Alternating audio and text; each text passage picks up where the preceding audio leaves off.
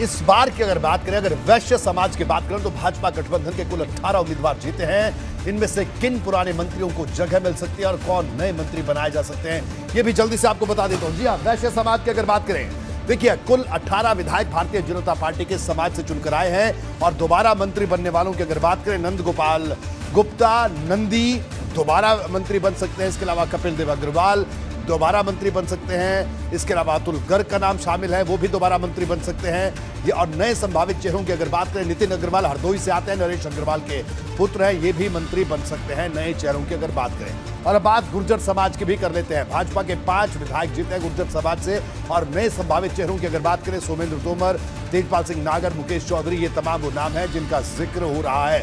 और हमारे साथ वीरेश पांडे लगातार जुड़े हैं। वीरेश, अगर वैश्य समाज की बात करें तो उसमें भी कई लोगों को दोबारा मौका मिल सकता है और कई नए संभावित चेहरों का नाम भी सामने आ रहा है। जी वीरेश। देखिए, कई नए चेहरे हैं, लेकिन जो पुराने चेहरे हैं, दिग्गज हैं, चाहे गर्ग हो चाहे नंदी हो, उनका नाम है। एक नितिन अग्रवाल का नाम शामिल किया जा रहा है। नरेश अग्रवाल के पुत्र हैं और उन्होंने सपा छोड़कर भारतीय जनता पार्टी ज्वाइन की है। बहुत उलाहना सहा, बहुत मुश्किलों का सामना उन्हें करना पड़ा। नितिन अग्रवाल का नाम हो सकता है। और साथ ही साथ नाम चल रहा है मेरठ से अमित अग्रवाल का भी। रितेश गुप्ता एक विधायक हैं, दूसरी बार के विधायक हैं, उनका भी नाम चल रहा है। लेकिन नए नामों में नितिन अग्रवाल सबसे आगे हैं। और उसके लिए जो सबसे बड़ा कारण है कि नरेश अग्रवाल के पुत्र हैं। नरेश अग्रवाल भी भारतीय जनता पार्टी में आए, सपा से आए, वो आए और उन्होंने जो रिजल्ट देखा जाए हरदोई और आसपास का, तो नरेश अग्रवाल का बहुत प्रभाव पड़ा है। तो ऐसे में ये माना जा रहा है कि बहुत बदलाव तो नहीं होगा इस समाज से, लेकिन नितिन अग्रवाल फ्रंट रनर हैं कैबिनेट मंत्री बनने। बिल्कुल वीरेश, अगर आगे बढ़ते हैं और इस बार संगठन से भी कई चेहरों को सरकार में शामिल किया जा सकता है, जल्दी से उन पर नजर डालते हैं, उसके बाद आपसे भी चर्चा करेंगे। देखिए, संगठन से सत्ता में कौन आ सकता है। अश्विनी त्यागी एमएलसी हैं और चुनाव में उन्होंने काम भी किया। पश्चिमी उत्तर प्रदेश से आते हैं, त्यागी समुदाय से आते हैं। जेपीएस राठौर पश्चिमी क्षेत्र के प्रभारी भी रहे, संगठन का लंबा तजुर्बा है और पिछली बार पोल्यूशन कंट्रोल बोर्ड के अध्यक्ष रहे। विजय बहादुर पाठक चुनाव में अहम भूमिका निभाई, इस संगठन में लंबे अरसे से बड़े काम कर रहे हैं, जमीनी स्तर पर काम कर रहे हैं। गोविंद नारायण शुक्ल चुनाव में अहम भूमिका उन्होंने भी निभाई है। इसके अलावा लक्ष्मीकांत वाजपेयी यूपी में ज्वाइनिंग कमेटी के अध्यक्ष भी रहे हैं। ये वो तमाम नाम है जो संगठन से सरकार में आ सकते हैं। जी वीरेश, इस पर संगठन से सरकार में आने वालों पर क्या कहना आपका?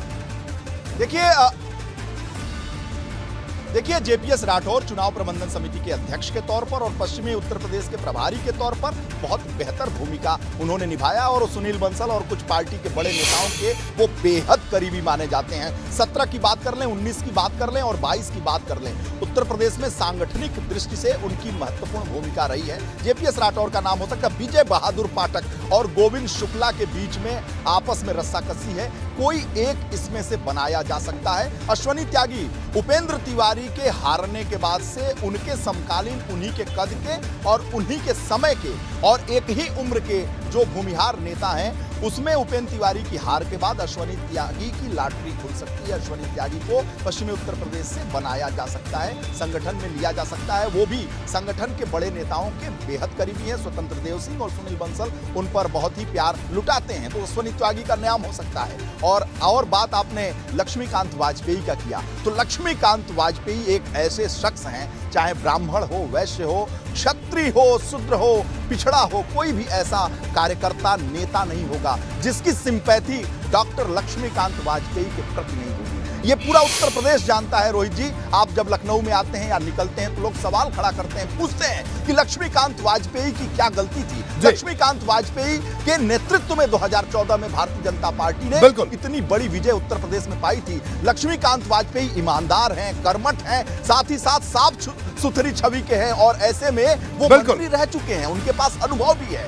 और ऐसे में ज्वाइनिंग कमेटी के अध्यक्ष के तौर पर इस बार भी 22 में उन्होंने बेहतर काम किया है। तो ज्वाइनिंग कमेटी के अध्यक्ष के तौर पर लक्ष्मीकांत वाजपेयी के प्रति जो सहानुभूति है वो काम आ सकती है। और ये सहानुभूति उनके प्रति जो है कार्यकर्ताओं की, नेताओं की, जनता की, बिल्कुल वीरेश, तो ये तमाम वो संभावित नाम हैं, उनका वनवास खत्म हो सकता है, जिनका जिक्र आपने किया। और इन तमाम नामों के पक्ष में क्या है, ये बात भी हमने की। और वीरेश, लगातार शपथ ग्रहण से जुड़ी पल पल की खबर इसी तरह से दर्शकों तक आप पहुंचाते रहेंगे। आपका बहुत बहुत शुक्रिया।